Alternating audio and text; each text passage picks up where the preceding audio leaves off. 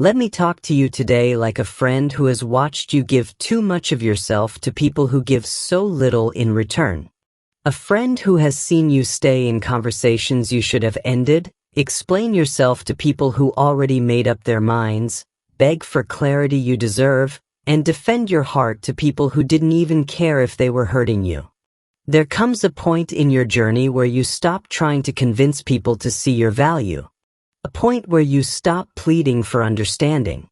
A point where you simply close the door, not with anger, not with bitterness, but with maturity. A quiet maturity that says, I don't need you to understand me. I just need peace. That is the moment your life begins to change. Most people don't realize this, but one of the most powerful decisions you'll ever make is the decision to stop explaining yourself to the wrong people. The day you stop bending for those who refuse to meet you halfway. The day you stop performing for an audience that isn't even paying attention. The day you stop reacting to every pull, every trigger, every misunderstanding. The day you stop explaining, you reclaim your power. I want you to listen to me very closely. Not everyone deserves access to your clarity. Not everyone deserves the privilege of knowing the details of your heart. Some people only ask questions so they can twist your answers. Some people seek explanations only to use them against you.